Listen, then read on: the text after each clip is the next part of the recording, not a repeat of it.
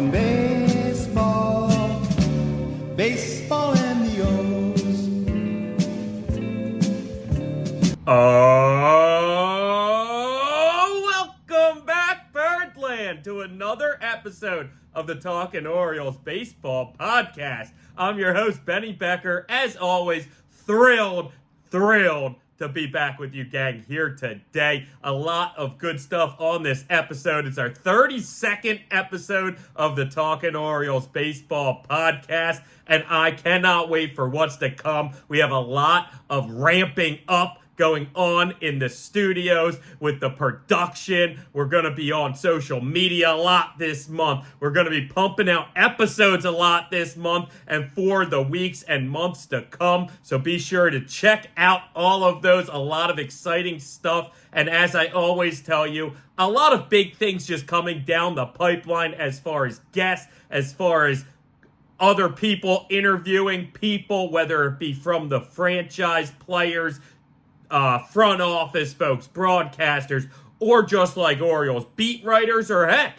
just really any fans that I think can contribute to the Talkin Orioles Baseball Podcast. So a lot of fun stuff going on. I believe you're going to be seeing my face, hearing my voice a lot in the coming weeks and months, gang. We had some shaking up in our personal life a little as far as responsibilities go elsewhere, so we can focus that time and energy right here, gang, providing the best and most passionate Orioles content out there. But like I said, episode 32, and the title of today's episode, gang, is Breathe, Birdland, Breathe. Because as a whole, I think we just need to take a few deep breaths. We saw our Orioles kind of in a bit of a cold spill, if you will, the first 5-game losing streak this franchise had in over 2 years, since 2022, the pre-Adley Rutschman era. And we're not used to it, gang. We're not used to it. Trust me, my bank account hurt because of it. We know we got swept the 3 games in Houston. That was at our last episode. Coming into that, we were about to go back home to face Cleveland for 3 games. And it was a big 3 games against one of the other best teams in the American League. In fact, I believe the team with the best record right now in the American League, the Cleveland Guardians.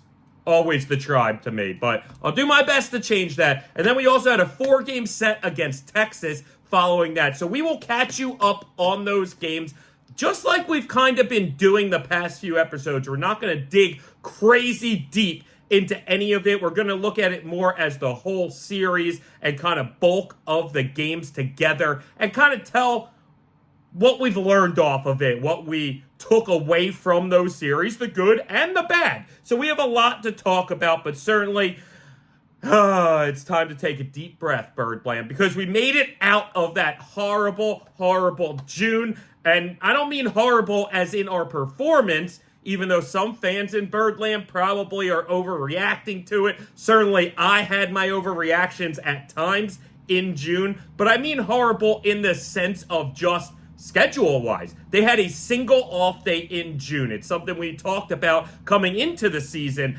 back all the way in February during spring training when we looked ahead at the schedule. So we kind of want to go back and just recap a little of what happened in June and how the Orioles performed as a whole during that month, right? Because that was the biggest test they'll probably have all season until the postseason, all right? Now, we, of course, want to catch you up to date a little on the AL East standings, at least, you know, against the Yankees. I don't really care about the other 3 teams this year because I really think the 2 teams in the Orioles and Yankees are a cut above the rest. And, you know, personally, I feel like the Orioles are a better and at least much more consistent team and deeper team than these Yankees are, at least currently constructed, heading towards the trade deadline. But we're going to catch you in a little bit because it's exciting stuff, gang. It's exciting stuff. We also have a little bit of all-star talk. We're past phase 1 of the all-star voting. You know that I'm trying to be this driving force, if you will, in getting as many Orioles to Texas for that all-star game as possible. So we're going to catch you up on that, along with, I'm sure you've heard, Gunnar Henderson doing the home run derby. We have to talk on that as well and kind of give my take on it, the good and the bad. So then we want to kind of bounce around a little, frankly. We have a lot to talk about in this episode between Heston Kjerstad, Dean Kremer, the rotation as a whole, whether it be Cole Irvin, Cade, Povich, Albert Suarez, possibly eventual trades by these Orioles is a topic of conversation we'll probably have every episode up until that trade deadline, and we're going to do it yet again today. Also, a little bit of a mid-season report. The Orioles are 84 games into the season. We know 81 games in each technical half of the 162-game season. So a little over halfway, but that's all right. We can still look at some of these guys and not only what they've done currently, but what they're on pace to do. And it's special stuff, gang. Truly tremendous things that we've seen from these birds, as I'm sure you know, so far in this first half. Okay? Also, we're going to obviously talk more Gunnar Henderson because he's on such a historic pace. It seems like every episode I'm throwing you a stat, whether it be something like borderline stat, like in your face, like WAR, for instance, we talked on the last episode. Well, this one might be a little more off the beaten path. The beautiful thing about baseball is sometimes you get to create these categories of players. And we're going to look at one that yet another one, I should say, that Gunnar Henderson has found himself on after only half a season, which is just insane to think. But we'll get that in a little. We also want to touch a little on the minor leagues. There's a few guys that I do want to talk about, and I'm just going to jot down one more name for us in that conversation, all right? So I don't forget in the old noggin. So a fantastic episode on our way, gang. Very excited to kick it off. So excited I decided I had myself a lager today. Got to wash down that Chipotle I had just a little bit ago. You know, I mean, say what you will about Chipotle, still pretty good stuff, man. Still pretty good stuff. I'm not always in the mood for it, and I'm not always going there when I'm in the mood for a burrito. Kind of a Pancheros guy myself, but sometimes I do the Chipotle. I want to spend the $22 on a burrito, and I did that today. So I got to wash it down with a little cerveza. All right. Feeling good, gang. We're feeling great here at Talkin Orioles Baseball Podcast, just as Birdland should be feeling great, right? So we mentioned at the time of our last episode, we were coming off of that 3-game sweep, us getting swept, which certainly is an anomaly for this club at the moment, but we were getting swept where we just came off of getting swept against the Astros. And we talked about how, okay, we're not going to look too much into it. And the Astros are a team that's certainly starting to surge and try and make a push for the playoffs. Personally, I think they probably win the AL West, but that's neither here or there. Let the Astros podcast handle that debate, maybe the Mariners podcast as well. As far as these Orioles podcasts, we're going to stick to the Birds. So push that series aside. Again, that was coming off of our last episode. We were going back home to face Cleveland, these Tribe, for 3 games. And listen, we talked about this stretch going into really the month, but truly just the season in general, right? June was tough enough, but certainly the back half with the teams we faced, whether it be the Braves, whether it be the Rays, whether it be the Phillies, whether it be the Cleveland Guardians, whether it be the Astros, whether it be the Rangers, whoever it may be, is not an easy task to face, especially back-to-back-to-back with very few, if any, off days in there, right? Only one off day in that entire June. So understand this as well when we're talking about these final 2 series of June, is this team had to be a bit worn down, right? This team had to be a bit worn down because they hadn't had an off day in 2 weeks. And before that, they hadn't had an off day in 2 weeks before that. The second to last day of May is the last time they had an off day other than the one they got in June, right? So you know they're tired. You know they're going through it. And frankly, there was some roster changes, whether it be just sending a guy like Kyle Stowers down, and certainly that was because we needed the infielder, Nick Mattoon, at least potentially, for those days where we thought we might not have Westberg. And then because of the 10-day rule, we couldn't bring Heston or Stowers right back up, so we decided to give Heston another try, which we'll get to, okay? But you know these Orioles had to be tired and kind of had to be a little worn down and mentally just needing even a day break, okay? So understand that when we're talking these last two series, okay? Now, the Cleveland series, we only won one of the three, the last game, okay? But truly, we should have and could have won that game too. I'm saying should have, because it was the fourth inning, if you remember. Again, I don't want to dig too deep into these games as a whole, but when you look at that game too, it all changed in that fourth inning. I keep on to say the Indians, apologies, the Guardians put up 5 in that fourth inning, and it was mainly, if not entirely, off of one bad play, where I think James McCann, who made the bad play, frankly, made the bad play. I love McCann, but he made the bad play. And I think if we were sitting side by side right now, he would tell you it's not the smart play that he made. There was a man on first, 1 out, a little dribbler in front of the plate that he got too quick, but then he tried to deliver down to second base to get the lead runner. I get it. I get why you want to get the lead runner. But had you just made the throw to first, you would have had that second out. Instead, the throw wasn't horrible, but certainly wasn't great. Kind of pulled Mateo into the runner. There was a scary situation that looked like Mateo might have damn near broken his wrist on the play. He was not only fine enough to stay in the game, but really, I don't even think he missed a day after that, which was a great sign. Love having Mateo out there, and he's been a key piece to this team. But ultimately, that means that the Orioles have to align an infield with 1 out and 2 men on in a way where you're trying to set up a double play. Then there are 2 ground balls through the second base side of the infield. And then you gave up a home run, I believe. Ultimately, again, it was 5 runs that end up scoring on it. I don't think you score any if you just throw the ball to first base on that one. So, bad luck.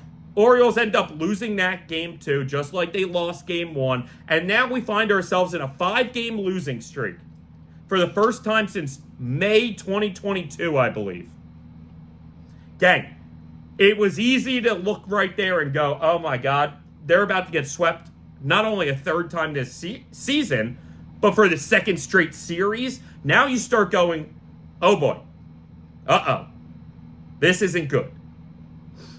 And that's how it felt. Truly, that's how it felt. But again, there's a reason why the episode is called Breathe, Birdland, Breathe. Because in these spots, you gotta breathe. You can't get too wrapped up in a 5-game stint in a 162-game season. This isn't the NFL, where if you lose 5 games, you just lost every game for a month, if not a month and a week. Like, this isn't the NFL. This is baseball. 5 games isn't the end-all, be-all, whether you win it or you lose it, gang. And the Orioles, listen, maybe they needed that reality check. That's something we talked about, too, coming off of that Houston series. Maybe these birds need a bit of a reality check. Need to open their eyes and realize, hey, we need to kind of settle in. We need to focus. We need to figure out how to get back to win these games. And again, some of these losses, many of these losses, were games we were right there in. Right there. And it sucks when you can't finish the comeback, when you even blow the lead. These Orioles, knock on wood, I feel like have been pretty decent at holding on to leads in the last month or two. Really, I feel like when I look at the storylines, blowing leads was something we did maybe earlier in the year, but not so much as of late, which is a great sign. Because again, baseball, you're not going to win every day. You can't expect to win every day. You're not always going to perform well. The team's not always going to be clicking offensively or pitching. Hopefully defensively is something that you can constantly click in. And I think these Orioles do, despite every now and then having moments like that James McCann play. It happens, gang. It happens. This is just real life. Like, I hate to keep bringing last year up, right? Because I want to move past last year into this year. And we have moved to this year, but last year doesn't really happen, gang. A whole season where you don't get swept, and then you go another couple months into the season without getting swept into this one. Oh, and you went back a few months from the season before? Like, that doesn't happen. A 2-year stretch without getting swept doesn't happen, right? So, do not panic when those moments happen. It especially worked out because the Yankees have been playing horrible baseball too. Despite the fact that Judge and Soto still continue to perform, they're starting to decline. Or at the very least, their inconsistency, like I've talked all season they have, has really become detrimental in that team, for that team. As it will. Baseball is a game about consistency. And the irony is it's a game of consistent failures and just not failing as many times as the other guy, right? Even the best hitter still fails more often than not. So understand this when you're going about it, okay? And we'll get back to the Yankees and the standings in a second. I want to finish up kind of talking about these because, again, we could have easily won and should have won, I'll argue, 2 of those 3 games against Cleveland. It's the truth. And then we stay home, but we have Texas coming in for 4. And it had reminiscent, obviously, of the playoff series in the divisional round last year because we were the home team to begin that series. We lost all 3 games against them, 2 of which were at home. So it kind of had that playoff vibe and that playoff feel. In fact, on Saturday, they even had the top bowl look like almost entirely filled. I know Sunday, for Sunday Night Baseball, some reason did not look that filled. It was kind of sporadic crowd, if you will. But either way, the park was rocking. And I loved seeing on Saturday, especially, having that top bowl filled because that's something that I don't think usually happens unless it's a playoff game, gang. So we go into that having salvaged the last game of that Cleveland series, now having lost 5 of 6. And again, it's a 4-game set against Texas. We come out and we take the first 3 of that series. And really in a dominating way for the most part. Now, the thing I'll say is, in that last game against Cleveland and that first game against Texas, we had our aces. We had Burns and Grayrod. I think it was Grayrod and Burns, but neither here or there. It was that 1-2 that you need to stop the bleeding. And they did that. They came out and they stopped the bleeding. And the offense was performing, especially against Texas. And it was a beautiful thing. So then we take 3 against Texas. Now we're on a 4-game winning streak going into Sunday Night Baseball. And I think I've said this before on this show. And, you know, it's not something that I enjoy by any means, what I'm going to say. The Orioles tend to lose nationally televised games, especially in the regular season. I don't know why. I'm blaming it on myself. Because if I'm not able to watch it, or if, let's say, I'm working at the bar and I'm forced to watch it, then that kind of gets null and void. Now, typically on a Sunday, I actually work at night. So typically I'm working during Sunday Night Baseball. This Sunday, I switched into the day shift, and I was so excited because I was like, hey, I got a couple buddies that came up. Let's watch the Orioles, man. And they got demolished on that night. I'm not going to say I'm surprised, gang. But It's not a big deal either. You take 3 of 4 from Texas, 1 of 3 from Cleveland. Overall, I'll take that. I'll take that. Because again, that's at the very end of this brutal, brutal June that these Orioles had in front of them. A terrible June as far as schedule-wise. And I think they performed pretty well, frankly. I really do. Now, they had a 17-12 record overall in June. Gang, I will take that. Now listen, let me go back to the schedule talk that you hear me talk so much about since before the season even started, okay? If you're not familiar, I broke the season down for these Orioles in 3 separate columns. First 36 games, final 27 games, middle 99. And I did that because that first 36 was against pretty mediocre opponents, and the final 27 are against pretty mediocre opponents, and I thought that they could dominate in those 2 polls, right? And then that left 99 games in the middle, and I knew that some stretches were tough, some stretches were easier. I understood that, but I counted it as just 99 games, and I said if they go 50-49 in that 99, they're going to have a fantastic season, gang. Especially if they can perform really well in the beginning, like they did. We asked for 24-12. They got 24-12. Now we're asking for 17-10 at the end, but the X factor to this all is that even when I was saying 50-49 in the middle 99, I wasn't telling you that's what was going to happen. In fact, I was telling you the opposite. Not only did I think that they were going to be above 500, as in 1 game above 500, I was telling you they were probably going to be more like 10 games above 500 in that span. And then if you do the math with 99, with the 24-12, with 17-10 at the end, if they went 50-49, they would have 91 wins. I believe in 91, maybe 92, but I'm pretty sure 91, right? Now, for each game they perform better, that's closer and closer they get to 100 or even over 100.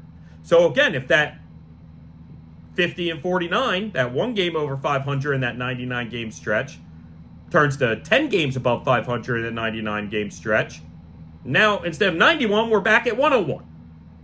Dang. This is what I'm talking about with setting yourself up for the best possible seeding. To try and be not just the best team in the AL, but maybe the best team in baseball this year. It's still possible, and it's possible because of how they're performing in the hardest parts of their schedule. 17-12 in June.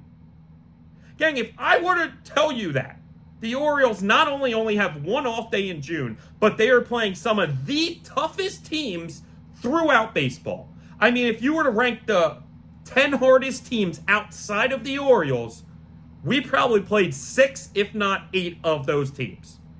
In the Braves, the Phillies, the Guardians, the Astros, you might even say the Rangers. That right there's 5. Like, you know what I mean? So, and those might be the 5 tough outside of the Dodgers. Those might be the 5. 5 of the 6 best teams besides the Orioles. We just had to play.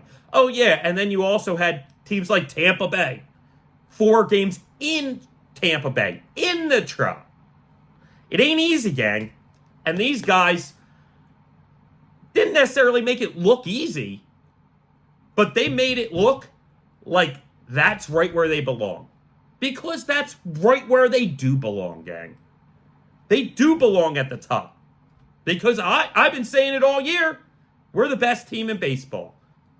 And if you want to argue we're not the best, well, we're absolutely top 5. Not even a question, top 5. And I'd argue you're insane if you say we're not even top 3. And then, hey, if you want to order the top 3 a little different, you want to go Phillies, Dodgers, Orioles, okay. You want to go Yankees, Phillies, Orioles, well, I'll argue the Yankees point with you, but I'll still say, okay, fine. That's fine. Oh, you want to put the Guardians and the Phillies above us? Okay. All I'm saying is when we played the Guardians, while we only won one of those three, we should have won two of those three. And in a playoff game with Adley behind the dish, I think he's either good enough to make a better throw and get the runner at second, or he just makes the easy play to first. And it is what it is. It's real, gang. Now, we've been talking Orioles records for all season, it feels like. It seems like damn near every episode we have a new record, if you will, for these Orioles. Or third most, second most in Major League history. Well, we got another one, gang. We got another one. Orioles last month hit 30. They hit 60 home runs last month. The third most of any team in a month in Major League history. One behind second place. I think first place was like 72 or something. So decent amount away from that. But still, 60 home runs. Now, the contrarian in me will say, well, they only had one off day. Baseball typically isn't that way. Like, when people looked at that schedule that I showed, they were like, damn, that's not even that's what they did to you? So yeah, a part of it, truly, is the fact that we had 29 games last month. Okay. But that doesn't guarantee you to even be close to that record, let alone be third on the list. The Orioles had to continuously perform. And not just perform by one guy like Gunnar Henderson or Anthony Santander, who may have led the majors in June home runs. And if he didn't, he was certainly up there. I know he was leading at one point. I'm not sure where he finished as far as June home runs go. But neither here or there, he had at least 11 June home runs. So, yeah, okay. Santander had 11 of those 60. Gunnar probably had another, 6 to 8, I would say? Okay. Again, you're not getting all these home runs from one or two guys. You're getting it throughout the entire lineup. Almost every night. Even players that are more role players who aren't necessarily performing the best this season. Guys like Cowser, guys like Mullins, guys like Urias, still hit home runs for that 60 home runs. And that's why the Orioles are so much better than just about, if not, every team in baseball. Truly. Phenomenal stuff. Phenomenal stuff. And listen, the records are great. You love seeing it. It shows you just how great this team is. Obviously, you want to see it continue through the season and into the postseason because it's all about winning, guys. I love all these records. Like the sweepless record was amazing. What's it matter if you get swept in the playoffs? It kind of doesn't. As much as I love it and I can talk up why it shows how great we are, you got to see it when it comes October and maybe November. So, trust me, I think we will also. I do. Excuse me. All right, so Orioles right now sit top of the AL East. Now, not any games up on the Yankees. The Yankees have more games played, an extra win, an extra loss. That was coming into last night. I'm pretty sure since we had off, pretty sure the Yankees also had off. I know there were only 3 games. I don't think the Yankees were one of them. Apologies if I'm off on that. But Orioles top of the AL East because of the win percentage. It was the first time that the Orioles got back the AL East lead since early May, I believe. It was like May 12th, May 13th, if I remember correctly. So it's been a little bit. It's been like a month and a half since the Orioles saw themselves at the top of the division. And it's a beautiful thing. Something I said I was confident about this entire time. Even when we were 4 games back, I still said I have no hesitation these Orioles are not only going to make a push for the division, but most likely win the division. And I'm still in that camp, gang. I still wholeheartedly believe these Orioles win the American League East. Again, we're sitting 53-31, and they're just a great ball club. That's also, yes, after a bit of an easy beginning, but also, remember, that easy beginning wasn't as easy as people predicted. The Brewers were better. The Red Sox were better, especially at that time. The A's were actually winning games then, which was impressive. Like, you were playing some teams that were playing above what we expected out of them, at least even in the beginning of the season. So, the Yankees just aren't as nearly as consistent as we are, gang. They are so top-heavy. And, knock on wood, Garrett Cole has not looked like Garrett Cole since he's come back this season. I'd go so far to say that if he was taking a lie detector test or put under truth serum, he would tell you he's not 100% and he's not going to be 100%. You know, the funny thing about these pitchers is they can be unbelievably great and hit a wall and drop off like that, gang. Like that. And I don't believe Garrett Cole has truly hit that wall and fully dropped off, but even the best pitchers have some down seasons, have some wacky seasons, have a season that you don't necessarily feel your best, and certainly Cole has already dealt with that injury earlier. I question if they even brought him back earlier than they expected or even wanted. I think if the Yankees truly had their way, they would have waited till the All-Star break. Waited like another month till bringing him back. Not a month from now, I mean a month from when they did bring him back. But listen, you're in a heated pennant race, starting to waver a little.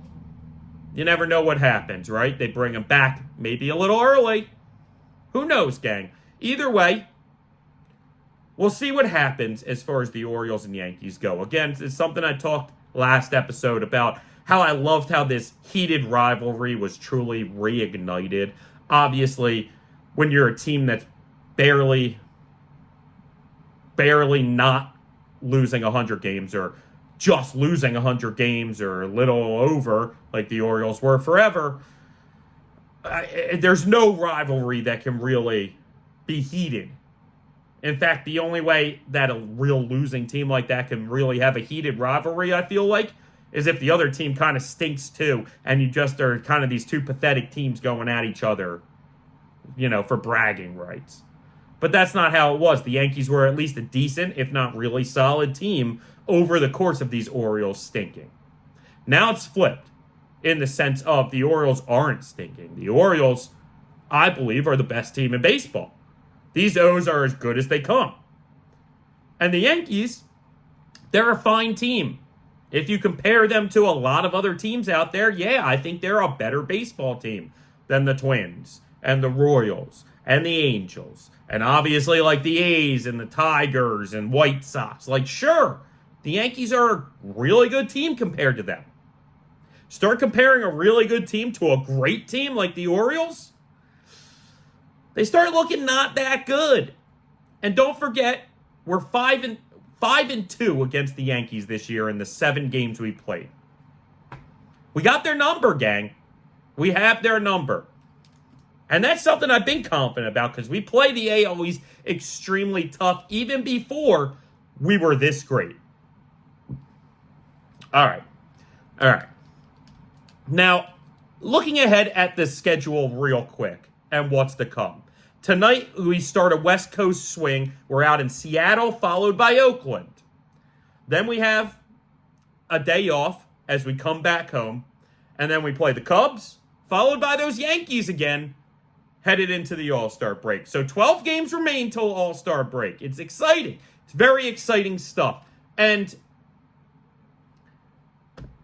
I just love the idea that we now get it easier, right? Because it was so hard that June. Not only without the off days, but just the opponents we were facing was so tough. That now, again, we can breathe, Birdland, breathe. And, you know, I wouldn't be shocked if it takes the Orioles a day or two to kind of get back in the swing of it after finally having an off day and finally breathing. Because sometimes you take that breath and you blink and you're in the 7th inning losing. And you're like, I was ready to play, or I thought I was ready to play, but I guess not, because I guess I just kind of enjoyed that off day mentally a little too much, and I wasn't able to click it on right away. Don't get me wrong, I'm going to be betting them tonight. I'm going to be taking them tonight, because I think we win a lot of these last 12 games. I think we probably, at least go 8-4, I would say. I'd say that's a win. That means that we lost one of the series. I would say probably the Seattle one is the most likely. And then we lost a single game in the final 3 series before the break. That's how I'm looking at it. That's how I believe it's going to shake out. But we'll see what happens. Seattle's a decent team.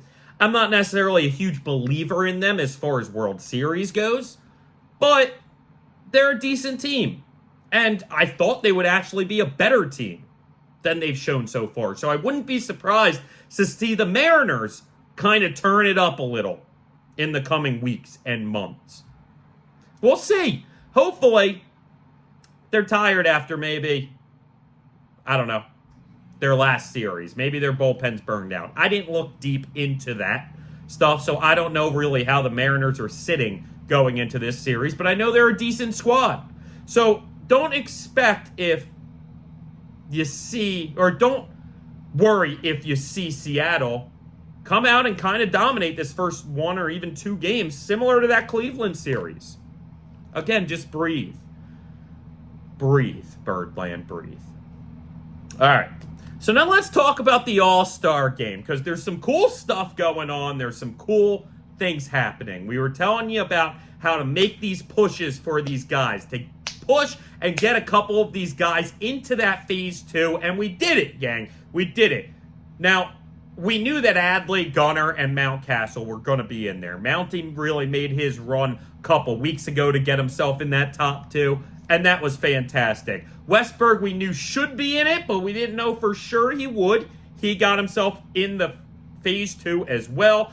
Then the kind of final 2 that we were saying you got to make this push for, and they're guys that deserve it, 1,000%, is Anthony Santander and Ryan O'Hearn. I think O'Hearn for sure deserves to make it. O'Hearn has really established himself as one of the most consistent hitters in baseball this season, really across the league. It's unbelievable, especially when you look at his 2-strike hitting and how he never gives up on it. He never gives up on these at-bats. And he has some power, but he's not power reliant. He recently hit his 10th home run, and Brandon Hyde was joking that he was like, I didn't even realize how long you were stuck on 9 for. And O'Hearn was like, yeah, I haven't really even had a double or extra base hit in a while either, or at least many of them. And while that obviously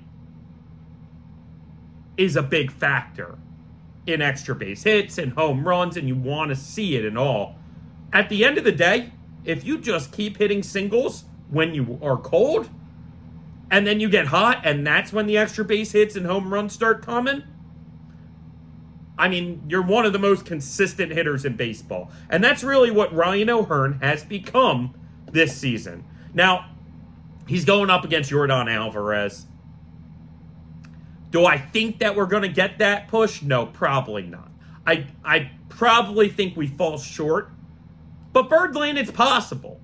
And if we go out there and make this push, we can get O'Hearn in the All-Star game.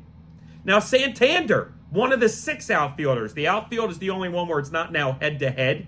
You have 6, and I believe there's already 1 guy, and Judge voted in because he had the most votes in Phase 1. So, I believe there's, 3 more spots, 5 more spots at most, 5 spots maybe, available. I don't know if he makes it or not. Certainly other good candidates. You got Soto, obviously, Jaron Duran, a few other guys here and there as well. Kyle Tucker might be up there as well. I'd love to see Tony in there. He's been a solid force for these Orioles all season, and really for the past few seasons, as just kind of this veteran presence, home run hitter, and it's a beautiful thing how he hits bad balls. Right, and he's like the best bad ball hitter in baseball. similar to a Vlad Guerrero style, but like obviously maybe not as great as Vlad, but certainly on the same kind of ballpark as he's hitting balls at his feet, he's hitting balls outside the zone, and those are typically the ones that do the best. So it's nice that Santander, like earlier this season, was not having the best success. He had the power numbers decent still, but it really was few and far between and not consistently getting hits and on base, right? But the nice thing is somewhat, a guy that does his best stuff against bad balls can kind of work out of that a little easier, I feel like, because you have that leeway of, okay, well, I might have chased some bad pitches, but again, if I can contact on those bad pitches, I can do damage on it. I know that's my game. So I'm just going to grind and battle through this.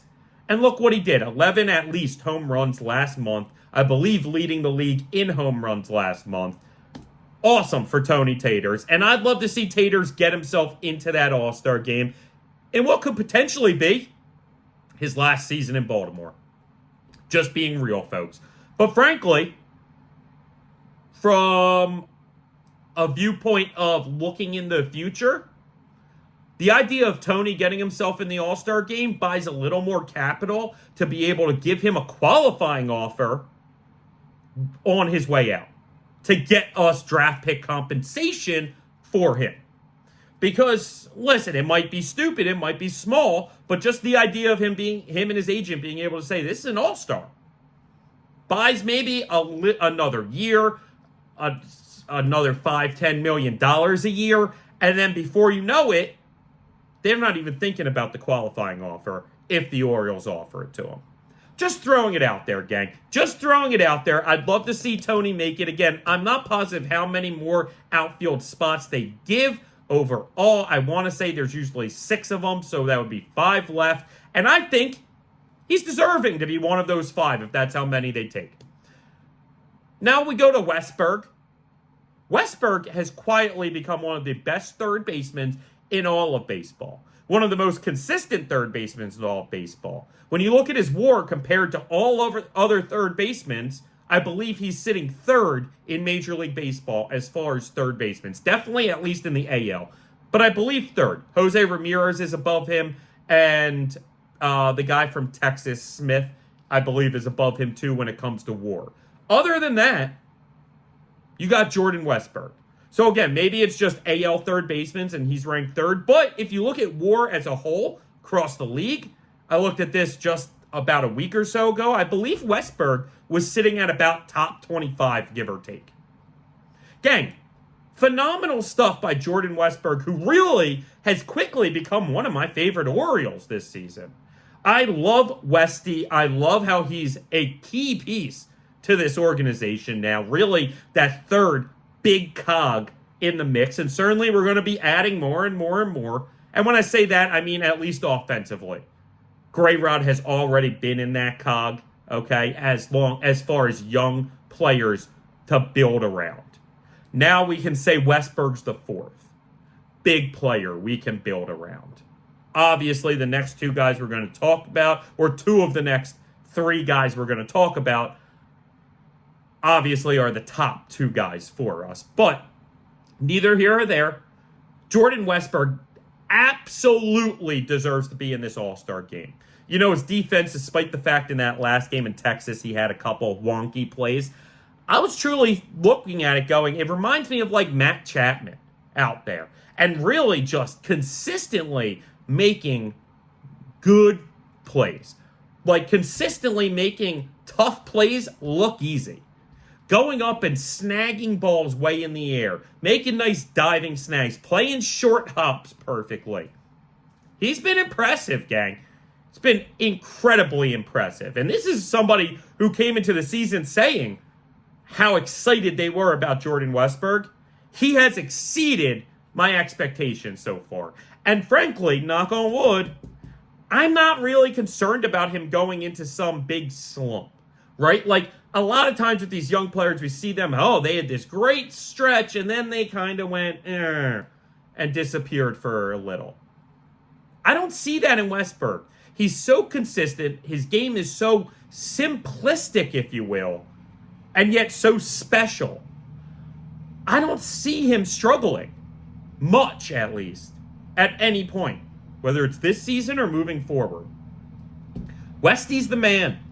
So now we get to Ryan Mountcastle, who also has established himself as one of, if not the best, first basemen in the American League. We talked about it a few weeks ago when we compared his numbers to other first basemen, not just around the American League, but all through baseball. And especially when you look at him in the American League, I mean, he's top 1, 2, or 3 in just about every legitimate category that you want in a first baseman. He's been playing a Gold Glove caliber defense. I don't know if he'll win it or not. Who knows?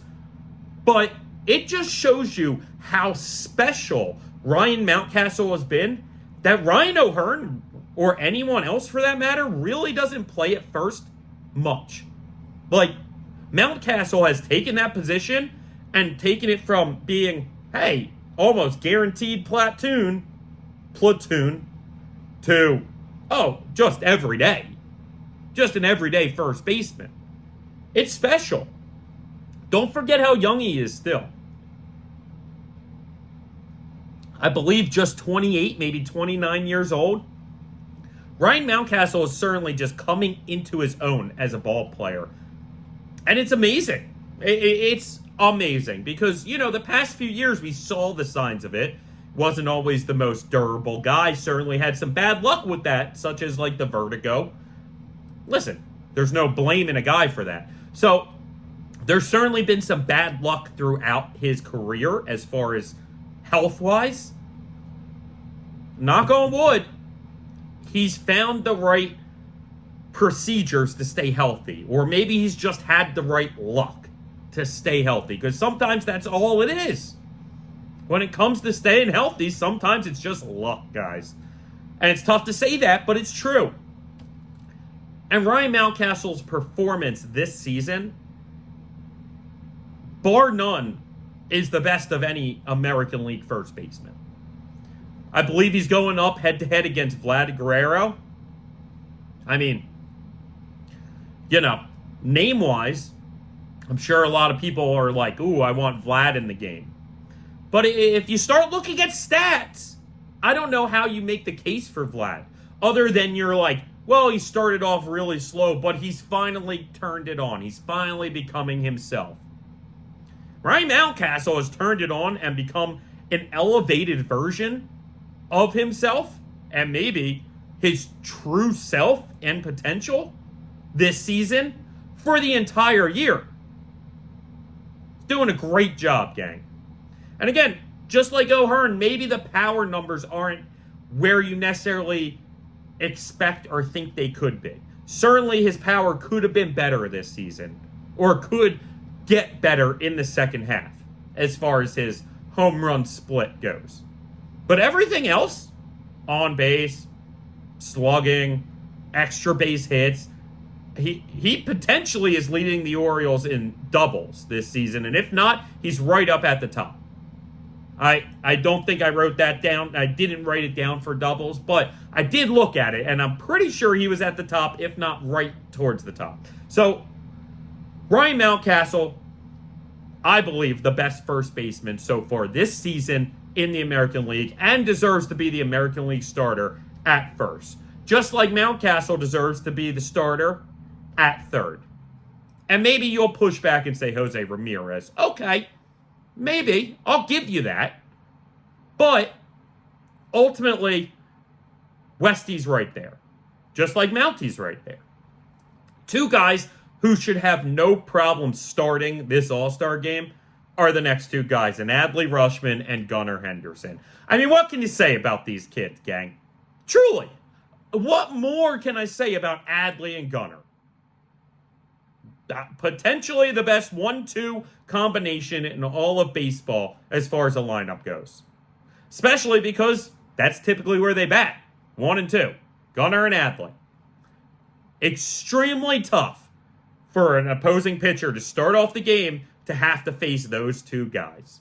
You love to see it. They're the best. I'm not going to spend a ton of time because truly, I don't see any way Adley doesn't win that. And I know Gunnar's against Bobby Witt. And Witt's been great. Witt's been phenomenal. I don't see any way that Gunnar isn't making the push to start as well. At the very least, I believe we get those two starting. Potentially with Corbin Burns on the bump. I think Corbin will absolutely be an all-star as well for us. I could see maybe Gray Rod also sticking his head into the rotation at some point. Sticking his head into that pitching staff at some point. I mean, right there's 4 guys, and I believe at least Mountie and Westy deserve to be there too, if not also Santander and O'Hearn. So make sure you go out there, put in the votes, get these O's to Texas. We talked about how it would just kind of be a good feeling story to have our guys there in the spot where they lost the division playoffs last year. Also, kind of, I feel like it would be a good mental thing for them to be back at that park to start this push after the All-Star break and have them really focus in and realize what happened last year, remember what happened last year, and make sure that does not happen again. And look at each other and go, guys, we have to make a run to the World Series this year. We do. We're the guys to do it. And that's what I want. So I want as many of those guys in the game as possible. Well, while we expect Gunnar Henderson to be starting shortstop for this American League, we know Gunnar Henderson's going to be doing the home run derby. He's the first guy to announce he's going to do the derby. He actually announced it on ESPN Sunday Night Baseball as he was wearing those Lego cleats. Awesome Lego cleats. I'm not going to dive into it, but I do love just the camaraderie of this team and how they geek out over something like Legos and they bond over this thing like Legos. It's just fun. It's enjoyable. It's exciting. And Gunnar in the home run derby is also exciting. We saw Adley last year, and Adley put on maybe the show of the night despite the fact that he didn't make it out of the first round. Forget who he was matched up against, whether it was like Ohtani or one of these top home run hitters. Adley performed from both sides of the plate in that round. Really had an unbelievable run. If he went second, I think Adley might have won. Sometimes it's easier being the chaser. And unfortunately, Adley went first and he was the chasee, giving the other guy the number that he knew he had to beat, and he found a way to do it. Ultimately, though, I was fine with Adley only competing one round last year. In fact, I argued that that's almost even better. My guy performed great, put on an unbelievable show. I loved seeing it. And I didn't need him killing himself for this home run derby. I didn't need him maybe screwing up his swing because he swung too many times looking for a home run. Listen, we know the talk about the home run derby, and fans all over the country will be like, I don't want my star player doing it. So it's going to screw him up. It's going to screw him up. And certainly, hey, we've seen that over the years. But I don't know if you can blame the home run derby for that, because there are plenty of guys who performed just as well home run-wise, if not better, following the derby. And there are plenty of guys who didn't do the home run derby who stopped being able to hit home runs. And the All-Star break kind of worked against them, even if they weren't at the All-Star game. And it worked against them. So, you never know. I'm excited. I love seeing the Orioles in the home run derby. Obviously, Miguel Tejada to me is the name that most sticks out as our home run derby guy. But there have been a bunch of cool Orioles who perform well. Trey Mancini that year, like I said, Adley Rutschman last year, who have performed really well and done well in the home run derby. And it's always fun. It's always cool. I enjoy seeing it. So I'm excited for Gunnar. Obviously, I think he has a tremendous chance at winning. We'll see what the field is. We'll see how the brackets look. As a gambling man, I'm all about looking at that. And maybe if you have an easy path, Gunnar's the guy to take. Unfortunately, gambling-wise, I feel like Gunnar's going to be one of the top, if not the top favorite. So you're probably only looking at 2, maybe 3 times your money That's not necessarily the juiciest thing for me. Maybe a prop in there or something becomes more juicy in my eyes. Neither here or there. Maybe I gamble on it just because I love Gunnar and I want to see him perform well, and I make a run at it. Who knows, though? For all I know, they've stacked the field, and Gunnar finds himself at plus 600, plus 1,000, which would be crazy. I don't know how that would be possible, but it is. You never know. So we'll see what happens with that. Either way, very exciting. Exciting for the young man, exciting for Birdland, and just one more exciting thing for these Orioles fans to, I hate to keep using it, but get excited about, gang. To get excited about. Home Run Derby. Gotta love it. All right. Now, a man who certainly could find himself in the Home Run Derby next year, the year after, sometime in the near future, let's say. And that's Heston Kjerstad, gang. Like I said earlier, we brought him back up for his third stint in the majors, second this season, because we needed the extra infielder, worried about Westberg with that rib injury that turned into nothing, thank goodness. But because of that, we moved down Stowers, brought up Mattoon. So after a couple days, when we knew Westberg was good, we sent Mattoon down. Stowers can't come up for another few days, a week or so. So we're like, hey, Heston, get on back up. And listen, I loved it. Because I said at the time, we're going to maybe not see exactly what Heston... It's not a make or break moment for Heston. But the cool parts about Heston is at any moment, he could make it. And once he makes it, once it clicks really in him, I don't know if he's ever going back down. And based off of what we've seen since our last episode, gang, I gotta be excited. I gotta say that it's looking like it clicked. And he's looking like the Heston Kjerstad who we saw in AAA. He's looking like the Heston Kjerstad that we've been promised, the prince that was promised. And he's looking like that now.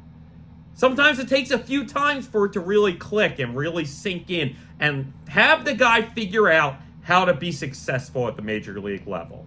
So, since he came up, he's 7 for 16, 2 home runs, including a grand slam, 8 RBIs, 2 doubles since he's been recalled.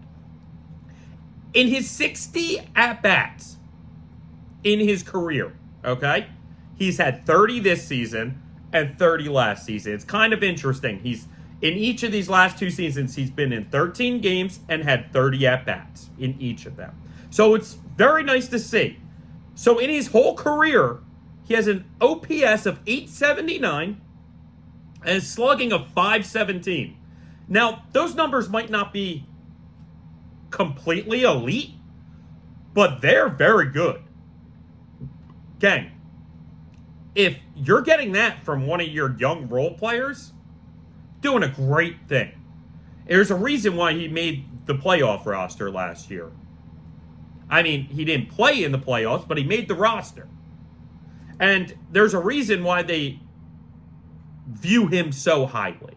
Because they know his bat plays. And it's only going to take a certain amount of time till his bat plays in the majors. Okay? We talked when they brought him back up this time about how his position might be a bit of a dead spot in the lineup or in the roster. And we didn't know if the playing time would necessarily be there for him. We saw that in his first go-around earlier this season. There just wasn't much playing time for him.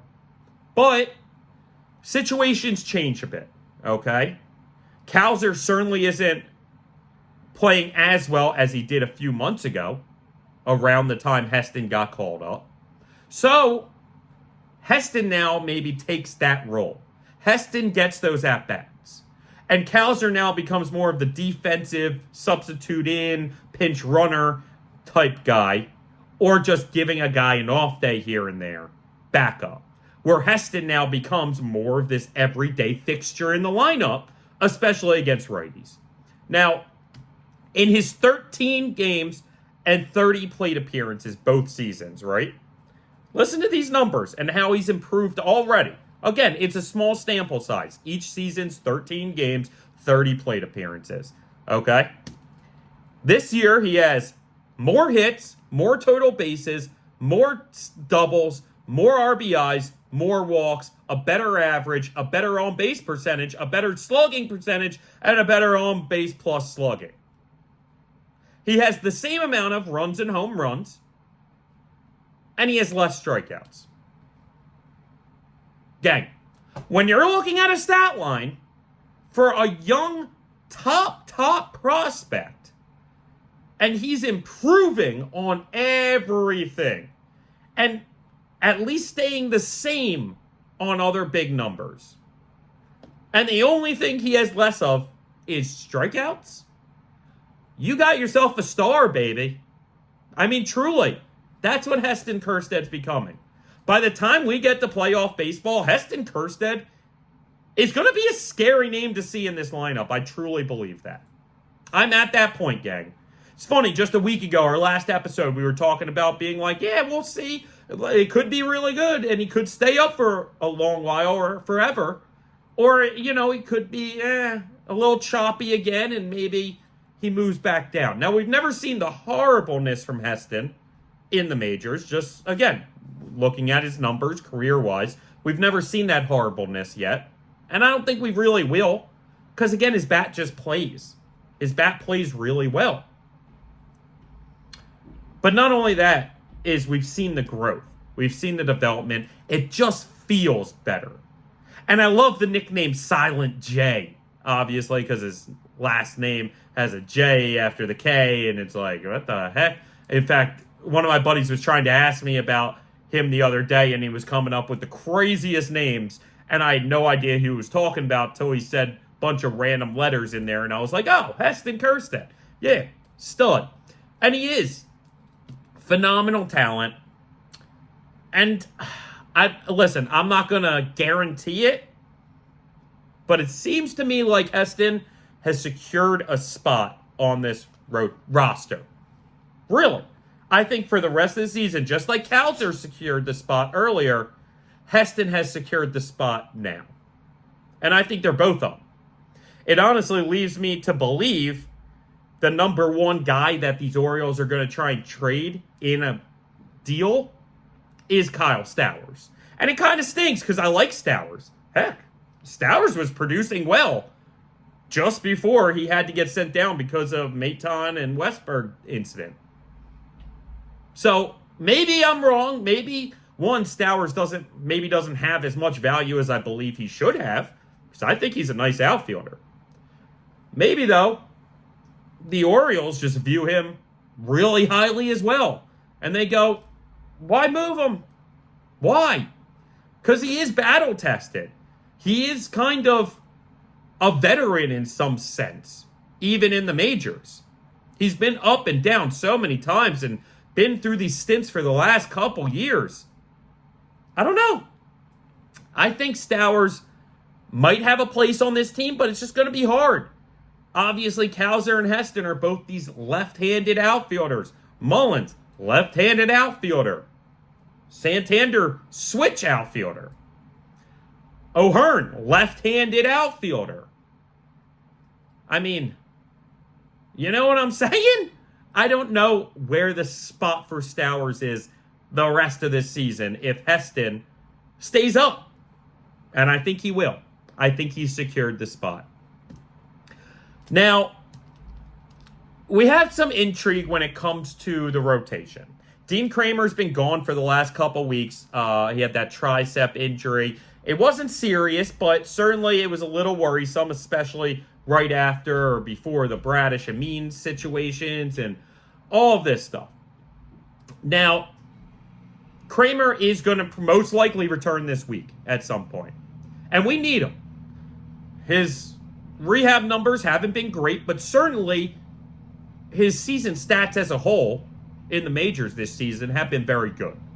Maybe not elite, maybe not unbelievable, but there's room in an MLB rotation for an average to slightly above average arm. Truly, I've said this since day one. Not everyone has to be Corbin Burns or Grayson Rodriguez. Some guys I just need to be solidly consistent. And Dean Kremer has been. And frankly, some nights he's completely unhittable. Like, no-hit stuff unhittable. So, he returns this week. So what do we do about the rotation? Who leaves it? Now, we're past the point of six-man rotations. I don't think the O's are going to have to do that or will do that at any point moving forward this season. So what do we do now? Well, the number one name is Cole Irvin. That's going to bounce down. Listen, Cole Irvin was a guy coming into the year. We talked about being in the best shape of his life, having refocused his diet and workout, having really added some velocity and movement to his pitches, and looking very impressive. And frankly, he had been very impressive. After his start on June 7th, okay, he had an ERA of 2.87 this season. Phenomenal stuff. Like, the type of stuff that we were coming into the season saying, this is possible, and you might look at me like I'm crazy. It was. It was great. Since then, in his last 4 starts since then, he has an 8.5 ERA, a whip of 1.89, and now his ERA sits at 4.13. Not the worst, not horrible, but anytime you get past that 3.8, I feel like is around the number 3.6, 3.8. Anytime you start bumping up towards that and into the 4s, it's starting to get a little ugly now. It's starting to border on, are you worth it? Are you not worth it? I'm not quite sure. Personally, I think I'd rather keep Irvin in the rotation and move Suarez to the bullpen. We talked about this the past few episodes about how Albert Suarez, I believe, is such a bigger X factor for the bullpen than the rotation. Now, the problem with that logic is that was mostly when we were fully healthy in the bullpen. So when we had 3 lefties pitching really well in the bullpen, right? Now, it maybe isn't that way. In fact, it isn't, because Danny Colome is out. Now, he should be back at some point, but not till August or September at the best. And, with those stuff, you never know. You're literally just crossing your fingers, hoping that he's going to make it back healthy. And he's going to be there for the playoffs. So, yeah, then we rely on our other 2, C&L Perez, Keegan Aiken, and both have been pretty solid this season. I wouldn't say either have been dominant. I think they've each had some runs of dominance. Keegan Aiken started the season really dominant. Hasn't been as effective as of late. C&L Perez maybe was a little more shaky early. Got himself into being pretty well. But the more you have to rely on those 2 as your lefty is out of the pen, then you start worrying. Now, Nick Vespi, another lefty out of the pen, has been solid as well. So, I could argue we're good on lefties out of the pen. We don't need to add another lefty to the pen. So we should move Suarez instead of Irvin out of the rotation. I think others would go, can we really count on Nick Vespi? Now, it's funny because I was going to talk about it, but I knew that we were going to be running long, and already we're running long, so I might have cut it had I written it down. But Nick Vespi's numbers over the past couple seasons, because of the amount of time he's come up and down, it's been over a dozen, I'm sure. It's not like a dozen and a half times in the last 2 seasons that Nick Vespi has been moved up and down on this roster. And yet, when you look at his numbers, they're actually pretty solid for kind of this swingman, for kind of this taxi squatter. I love the look of him, the hair, the tattoos. I just worry about his consistency in being great. And I think it's probably going to be one of these, maybe 1 good, 1 bad, 2 good, 1 bad at best. Like, that's kind of how I feel about Nick Vespi right now. Hate to say it, I'd love for positive stuff on him. But ultimately, I think we're better served keeping Cole Irvin in the rotation for the moment and moving Albert Suarez back to the bullpen. That's what I would rather. Because Albert Suarez is that guy, whether it's early in the game for a long relief spot, mid-game even, high leverage late situations, save situations, that I feel comfortable putting him in. At times, this bullpen has shown some shakiness. It's also shown some greatness. But I don't know how much we can rely on consistently hoping that Jacob Webb and Brian Baker can pitch this well as they have. All I'm saying is adding Albert Suarez in there can take some of that off of Cano and Baker and Webb and help that. Heck, Baker might not even make the cut if and when we move one of those guys to the bullpen. Webb and Cano obviously will be there. We'll see what happens. But another name, really the only other name, that could move out of the rotation is youngster Cade Povich, who's 5 starts into his major league career. We know he was the top Orioles pitching prospect, the name we've been talking about since maybe our first episode in spring training. And he had a phenomenal spring, had a phenomenal season in the minors, and we felt that this was the time to give him a look, right? This was about when they brought him up. Right before they brought him up, we were in here screaming about how it's time to give Povich his shot and to give him his moment. I wanted that instead of trying one of these veteran pitchers or, journeyman or I love the idea of seeing what Povich has.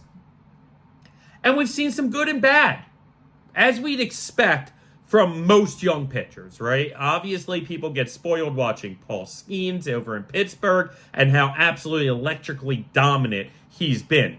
Not everyone's Paul Skeens, gang. In fact, very, very, very, very few prospects ever are Paul Skeens. So what we're looking at is a normal top pitching prospect. And usually those guys have some struggles, but you hope to see some success as well. And really, that's what we've seen from Cade Povich at the moment. Now, it's possible that Povich gets sent back down and you keep Suarez and Irvin in this pen with Kremer coming back. I'd argue, though, Povich has shown you enough and I think proven enough that you keep him in there and you continue to see what he has right now. Okay? So let's just break down some of his numbers real quick. Through his 5 starts, he's 1-2, an ERA of 4.05, 17 Ks, a whip of 1.24. Now, the whip is a little high, but not dangerous. It's over 1, but not insanely over 1. You can live with that. The Ks are decent, but not insane. He certainly hasn't been a strikeout pitcher in his career. In fact, I think there's a start in there where he didn't even have a K. So we'll see how, I think, as he progresses through his career, as he develops and gets better in his command and control, we're going to see those K's numbers rise a little bit. Now, he's not throwing 103 like Paul Skeens. He's living more in that 94, 95 range. They do talk, though, that it's kind of like sneaks up on you. It's kind of like a hidden fastball that it kind of, you're not able to see it right away, and then it kind of just pops up on you. So it feels probably faster than it is. And we've seen his secondary stuff be solid most of the time. We've also seen him be able to work out of jams that he got himself into.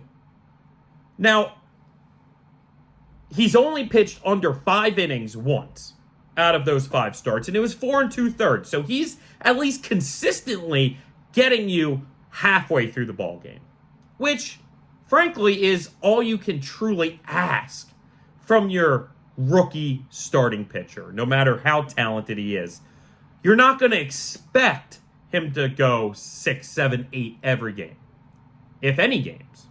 He certainly has gotten a little deeper into some games, but he's pitched essentially at least 5 innings in every start, which means, again, even when he gets hit around, like that first game in Toronto, when Vlad Jr. gave him his welcome to the majors moment with a 3-run home run, the first hit he gave up, he's able to stay in the game for a couple more innings, a few more innings, and work through that jam and not let it get insane on him. Now, in that Toronto game, we just said Vlad had that 3-run home run. He ended up giving 6 earned runs up that game. But if you look at the 4 since, He's given up 0, 1, 3, and then 2. So, great stuff. Truly, you cannot ask really for much more from a young pitcher than to give you 5 innings, giving up 2 to 3 runs. I take that every day of the week. His first start, he also gave up 4 walks. And we've seen at times he can be a little walk happy. But the nice part is, if you look at the start since, he has 2 starts without a walk, 1 start with 1 walk, and then another start with 5 walks. So again, that game got away from him with walks, just like the Toronto game in Game 1 got away from him. Ultimately, though, 3 of those 5, he has 1 or less walks. 1 or no walks given up. It's nice stuff. And when you look at his mentality, when you see his expressions, when you see him on that mound, you're not necessarily worried. At least me, I'm not worried about him. I'm actually pretty confident in the confidence I see in Cade Povich. So I'm excited about him. And I really think that he's earned himself that rotation spot. Certainly if Bradish was coming back, okay, maybe he loses it then. Certainly if Bradish and Wells or Means was coming back, well then yeah, it's done. At least for this season. But that's not the case, gang. And I really enjoy what I've seen from Cade Povich, the young starter, this season. And it gives me hope and promise for what's yet to come. Because, again, he doesn't have the most blow-you-by stuff, and he's still doing really well. Just wait until that command gets a little better, and he settles in as a major leaguer a little bit more. And then maybe he's able to get a couple more outs, hit a spot a couple more times, and before you know it, he's having himself a fantastic career. We have yet another great pitcher in this rotation, in Cade Povich, for the future at the very least, if not right now. I'm more than happy with what I've seen from Cade Povich. In fact, if you go back to the episode a few episodes back, when he was getting brought up, or even before he got brought up, when we were saying how this is the time to bring him up, I think we were saying, heck, if he can have 5 starts, a record of 1-2, an ERA around 4, I'm thrilled. Like, I'm happy. And certainly, those stats don't necessarily even do him justice. Because again, when you break down like the earned runs, 6 in the first game he had, the next 4, 0, 1, 3, 2. Getting through essentially 5 innings every single start. You love seeing it. You love seeing it. Now, eventually, I believe whoever stays in it, the rotation, the 2 of the 3 that stay in, whether it be Irvin, Povich, Suarez, I believe at least one of them will wind up getting bumped out eventually, because we will make a trade for a starting pitcher and I believe a relief pitcher as well, if not a closer. Hopefully a closer. But that's for another day, another topic. We've already gone at it heavily, many episodes, and I'm sure there are a few more episodes to come that we will be touching on it heavily as well. But that's coming, gang. At this point, I expect it to be after the trade deadline, maybe even at the trade deadline. And, well, I could run you down all of the targets that I have, and we will do that, and we already have done some of that. I'll just say this. It'd be nice if we signed Trevor Bauer. Like, I get it, he's probably being blackballed from the league, but the league is getting to a point that if nobody signs him, he may be setting up for an enormous lawsuit. And as much as baseball wants to blacklist him, I mean, they might kind of be forced to tell one of these teams to, can you just sign this guy, please? So we don't get sued for $1 billion, which I think is probably way high. Maybe it's only $20 million, but still. They don't want to get sued. They don't want the publicity. They don't want the negativity. They don't want to have to write the check. I mean, the idea that we could add Trevor Bauer to this rotation and give up literally no players and give up next to no money. I get he's a jerk off. I get he's not the best for the clubhouse, and he's not the funnest, coolest guy to have around. Well, I'll take a line from Draft Day, that horrible yet entertaining movie, and I got a locker room full of Tarzans. I could use a Jane. I'm not calling him a Jane, and I'm not saying everybody else is a Tarzan. What I mean is, I got a locker room full of awesome dudes. I got a whole locker room of good vibes. I can add one douchebag and have everything be great. Because guess what? When the douche comes in and he pitches phenomenally well, his antics become a little funnier, and he becomes a little cooler and easier to deal with when he's out there with a 2 ERA. I'm just saying, I get it. He's blackballed. He's blacklisted. Odds are nobody's going to sign him. And as if we don't sign him, I hope nobody signs him. But, where this team sits, the idea that people want to trade for Michael Kopech, and I get it. He's a stud. Or Garrett Crochet, excuse me. The idea that we want to trade for Garrett Crochet, and again, I love it. I would love Garrett Crochet. But the idea of what we have to give up. I mean, there's talks everything from Jackson and Heston and Basallo and Povich and Mayo and a combination of 2 or 3 of our top 6 guys that I think all 6 of those prospects are untouchable. We've talked about that previously, and we'll continue touching on that. I did see an interesting one slightly today, the one that I went, okay, I could live with that. It was Basallo and Baumeister, who we picked towards the top of the draft, if not our number 1 pick last year, who's done really well. Baumeister has done great for us as a pitcher, and obviously Sam Basallo, my buddy Joey, would be crushed because he's such a Sam Basallo believer, and I am too. The kid's a stud. I don't see them giving up Basallo. I tell Joey that all the time. Basallo is one of the 6 that I don't think they have any chance at giving up. But when it's just 2 guys, okay. When I see, it's Jackson and Heston and Mayo, I mean, that's just a publication that doesn't know what they're talking about.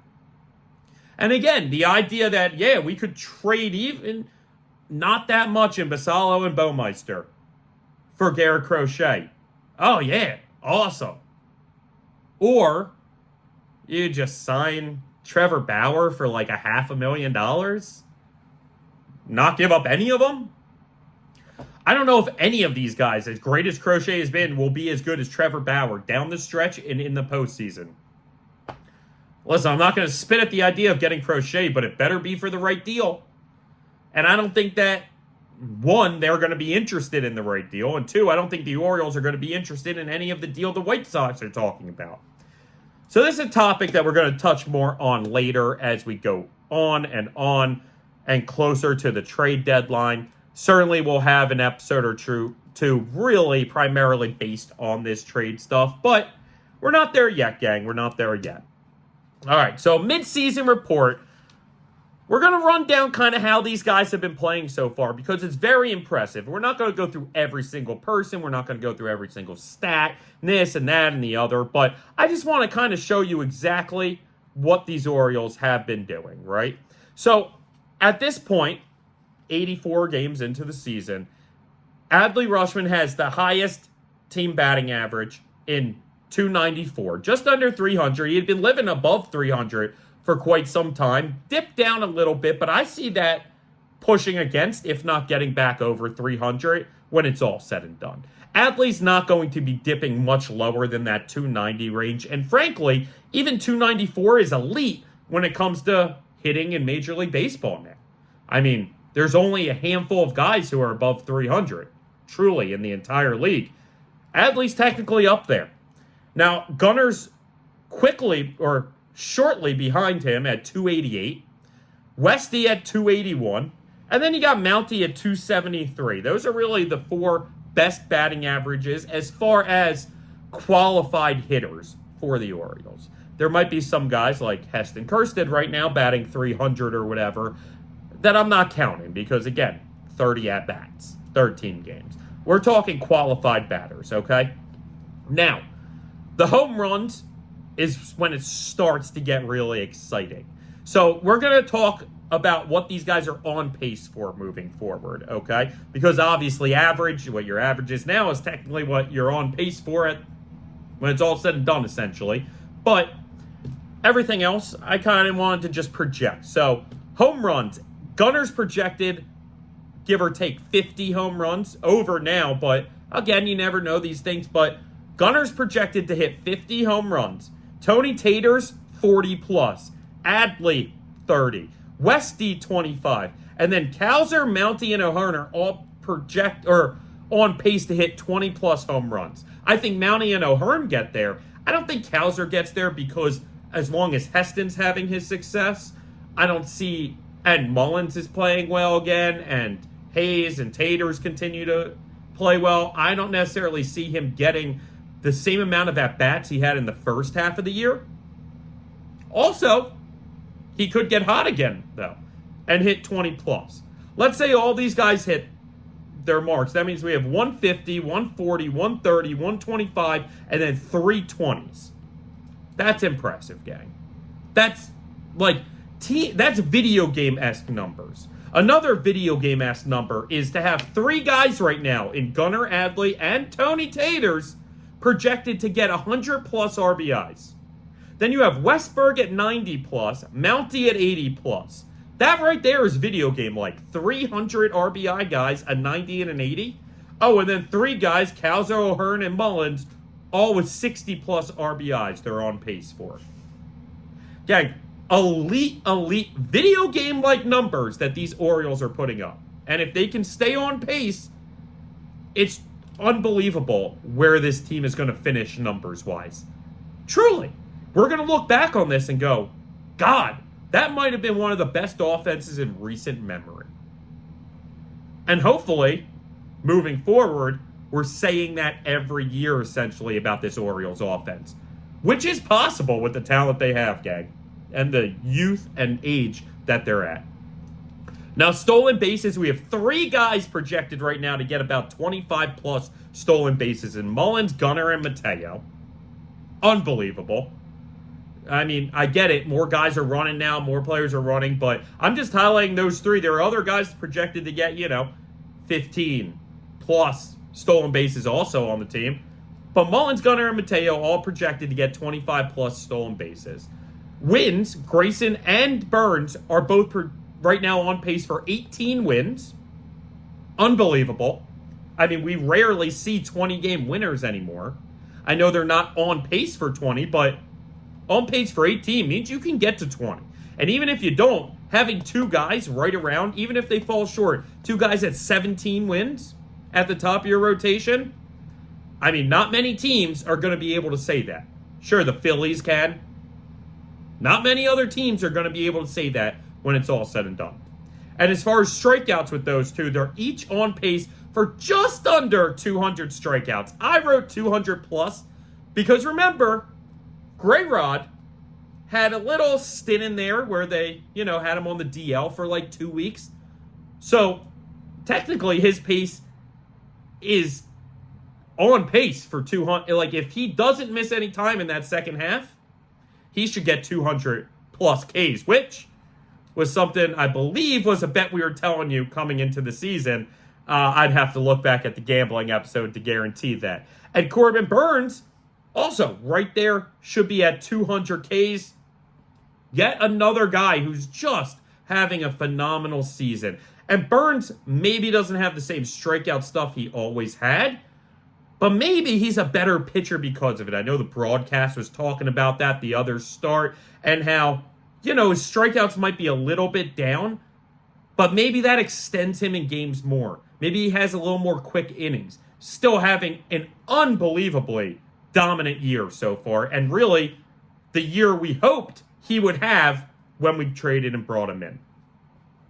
So that's kind of stuff we're on pace right now as far as mid-season reports go. I'm so excited. I mean, these are things that we told you to bet on coming into the year in our gambling episode. So I can't wait to see where they land and actually how many of those bets we'd hit.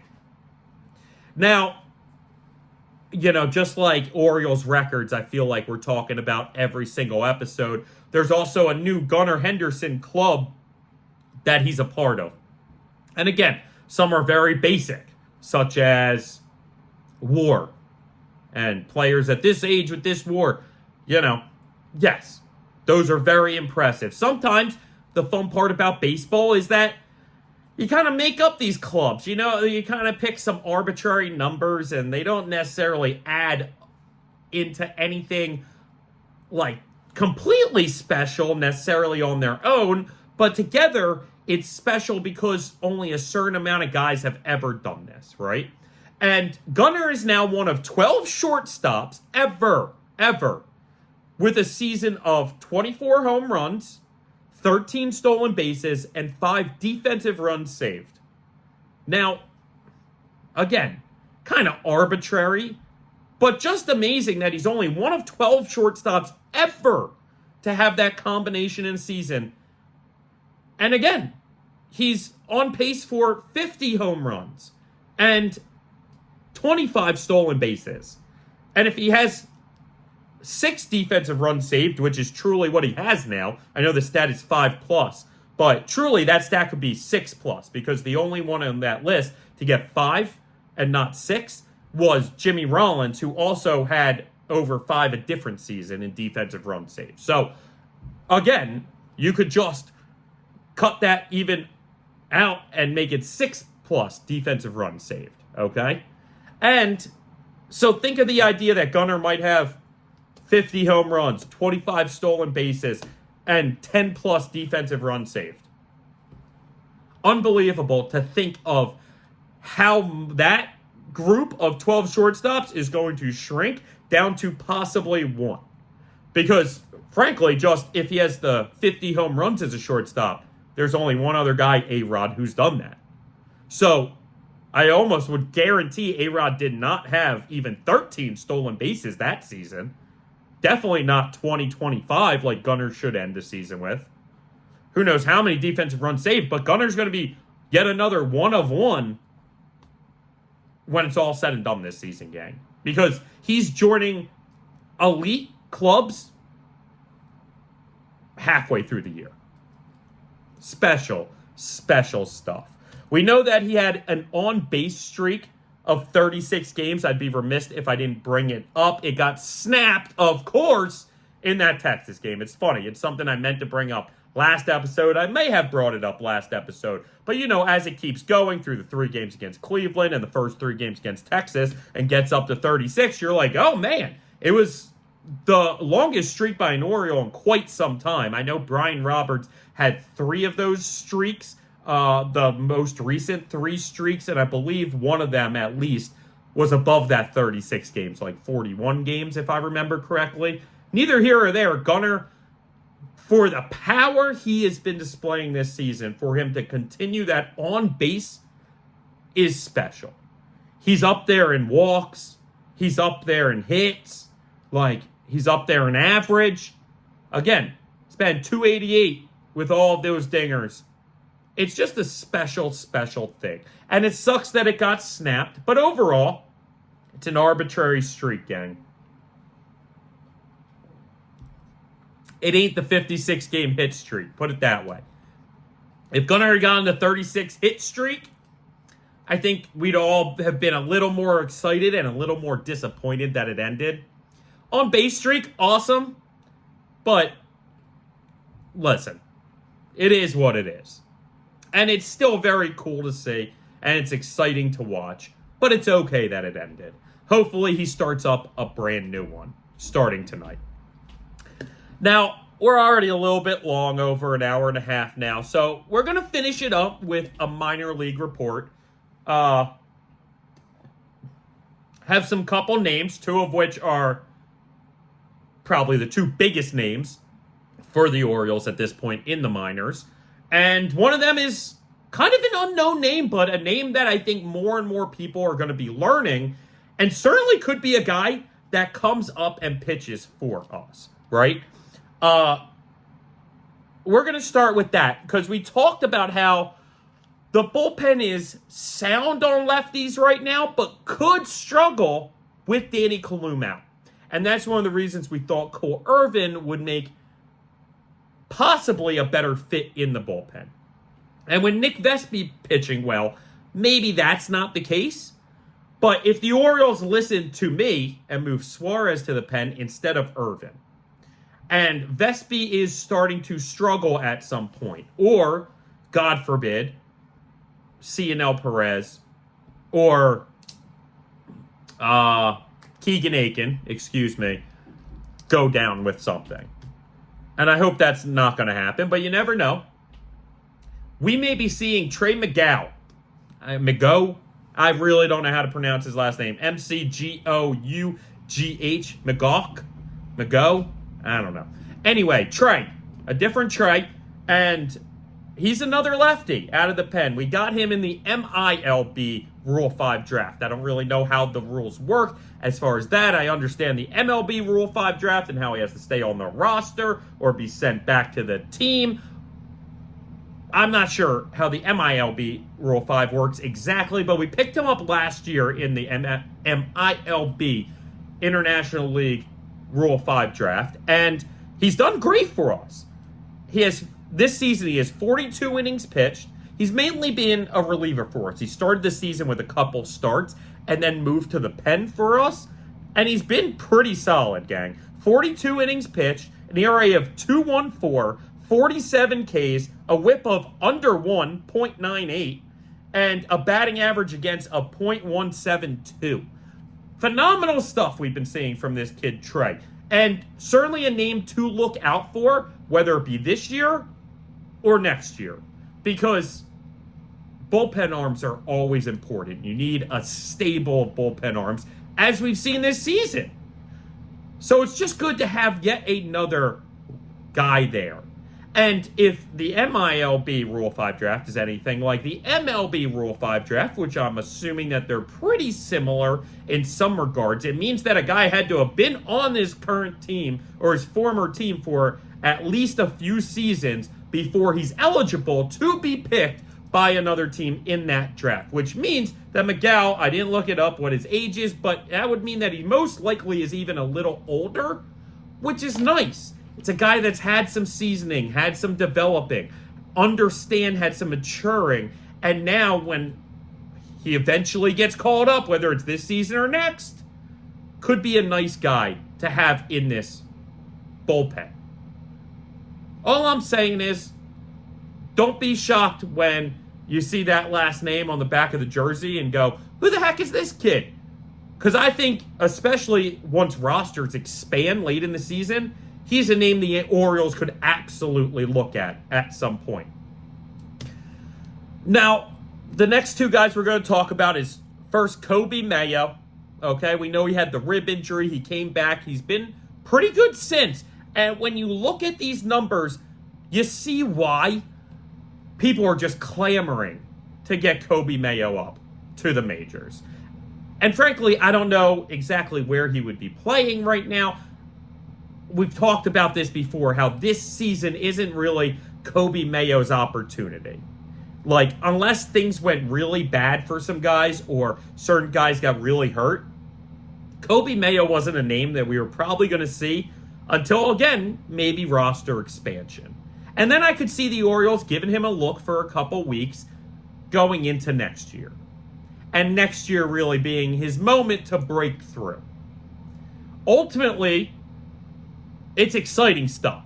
When you look at what this kid has done in AAA, because we know he's had great stats all throughout the minors so far, and his defense is something he's really been working on, and it seems like every week at least, I'm seeing a highlight of Coby Mayo in the field, making a great diving snag. He's got good athleticism. Remember, this is a guy that could wind up even potentially playing a corner outfield spot for us, depending on the infield alignment and roster construction that we have moving forward. But listen to this stat line at AAA, because some would argue, boy, is he ready.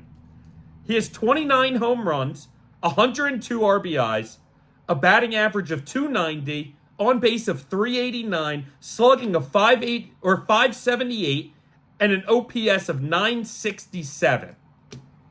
I mean, elite stuff, man. Again, this is why I talk about the embarrassment of riches the Orioles have. There seems to be no sight of end in sight for these top talented prospects. Like, we're just wrapping our heads around how great, exceptionally, historically great Adley and Gunnar are. How unbelievably consistently solid Westberg is. How special Cowser and Heston could be. And now we have guys like Coby Mayo still to come.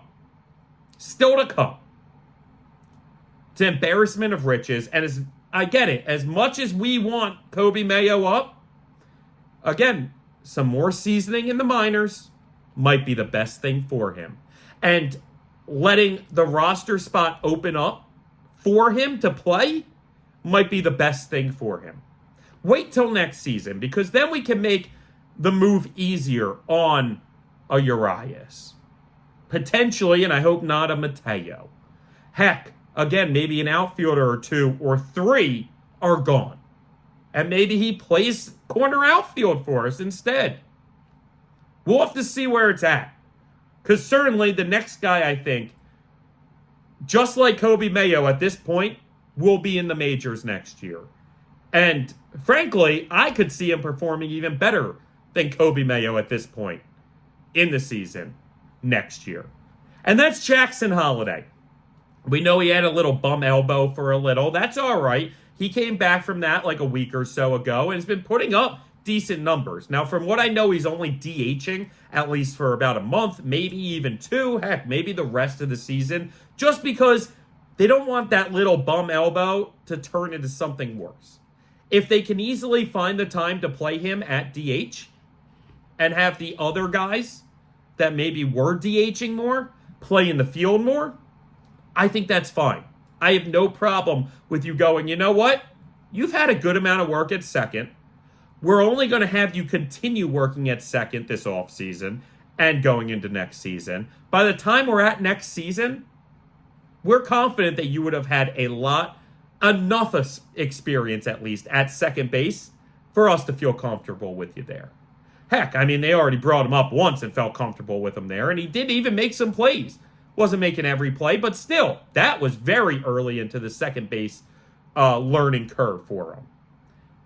So Jackson Holliday, why I'm bringing him up, I know he had a big dinger yesterday. That was one of the reasons I wanted to bring him up. He's been on a little bit of a hot streak since he came back with that elbow thing. We know we talked about his mechanics just feeling right, finally. That was something he talked about.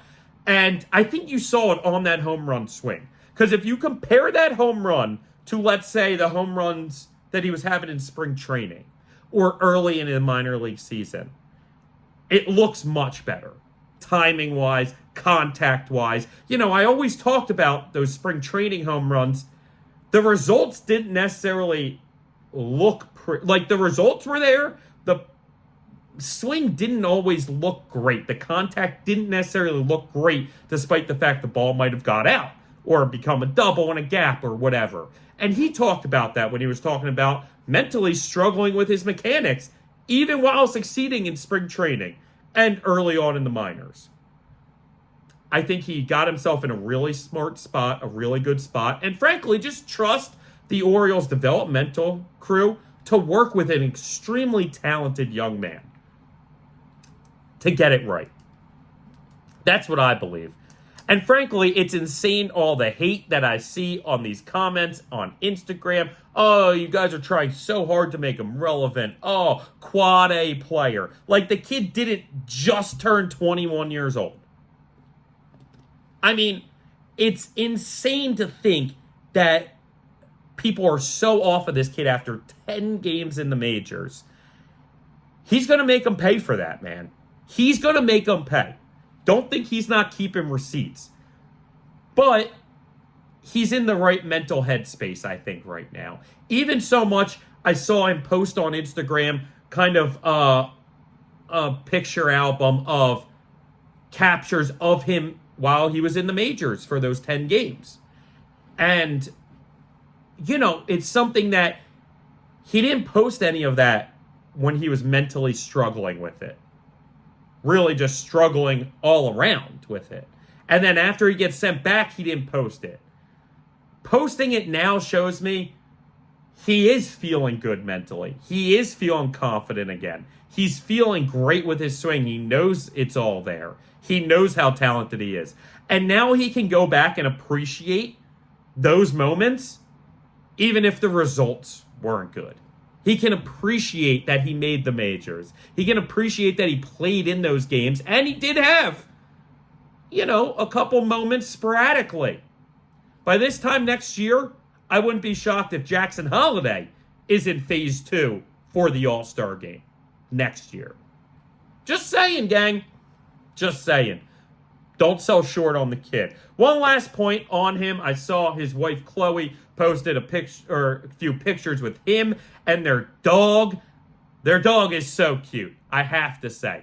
Unbelievably cute. I'm actually furious. I forget the name right now. My brain wants to say Marshmallow. It's not Marshmallow. I can't believe I forgot this name. Ugh. I'm going to take a swig, think about it for a second, and if I don't get it, we're going to move on to the end.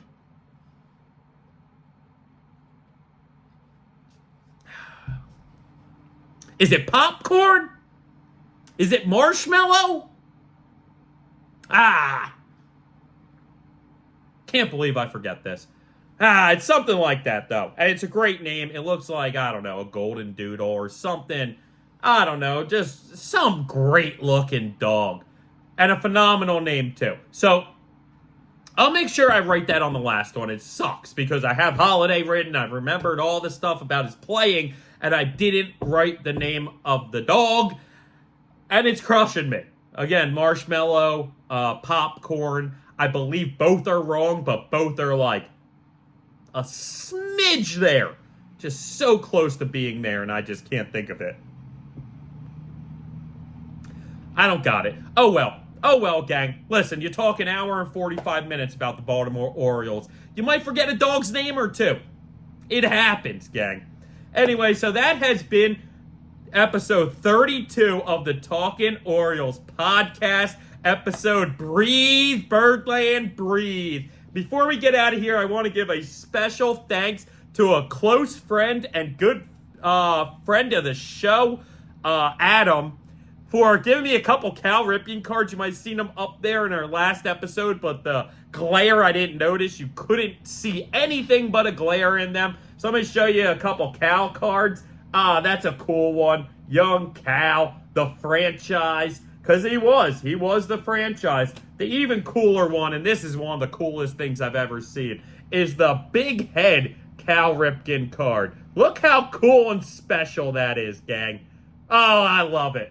I love it. Appreciate it, Adam. I very much appreciate it. They're going to be on the shelf. In fact, they were last episode. Forgot to bring it up. Didn't notice the glare was on them. So we'll find a good spot for them where you can keep your eye on them at times. But appreciate you, Adam. We know he's a loyal listener, loyal fan, and a loyal friend most of all. So I appreciate all of the loyal friends, family, listeners, and fans out there.